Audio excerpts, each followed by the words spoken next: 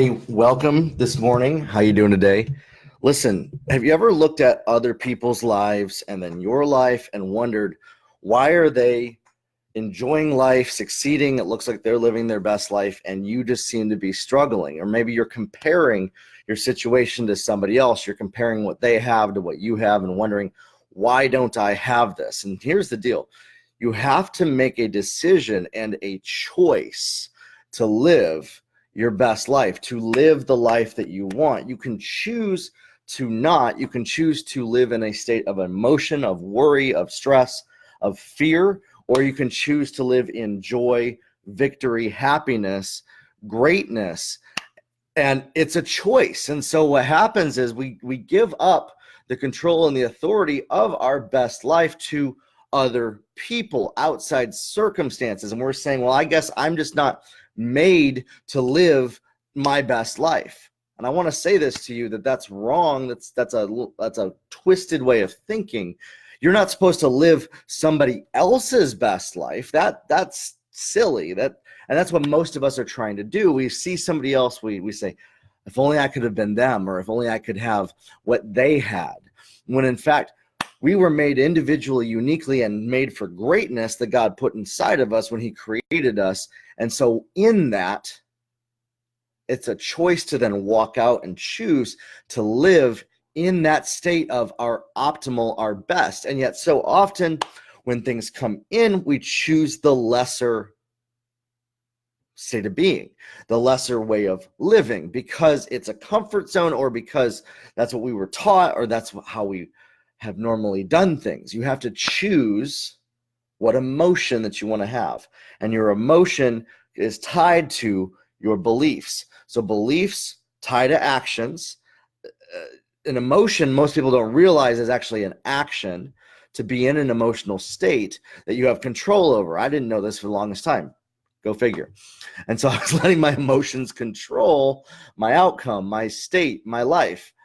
The people that are successful that you see understand this. The people over time, and this comes over time, and a lot of times people discover this when they're in their 50s, 60s, and 70s. For example, I thought that it was going to take me that long to get this understanding that I can live in the state, or that I had to earn it, or that I had to do something to be worthy of my best life. And the deal is this: it's actually just choosing to walk in that state of being, to walk in that life. You have this life that's depressive. You have this life that's not fun, exciting. Things happen, and I get it. I don't want to discredit the things that happen to people. So much stuff happens in our life that we have no control over. But what we are responsible for is how we react to those things that happen, and we choose to move forward. It's not what happened to us, but how our choices that we make after that. And it was actually my wife that taught me this more than anybody else. I didn't understand it even for the first 4 to 5 years of us dating, and even in the first years of our marriage. And now I'm starting to get it. I'm starting to understand it. And I'm like, why don't people know this? A lot of people do know it, and they realize it, but there's also a lot of people that don't. And so I want to speak to those that maybe are either in the middle, they don't understand it, or maybe you don't understand why somebody else wouldn't understand that.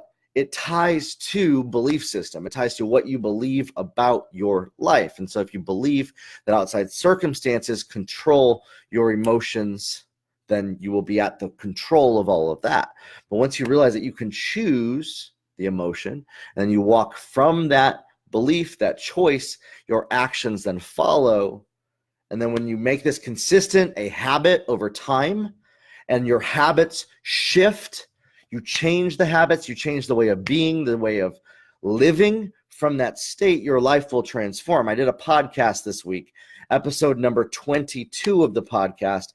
I called it my 7-day life transformation program. And it's about this concept of how to go from a state of wondering, a state of being at the whim of the wind of how you feel inside, to having control and choosing your best life and transforming into that state. And so that's what that podcast is about. episode number 22.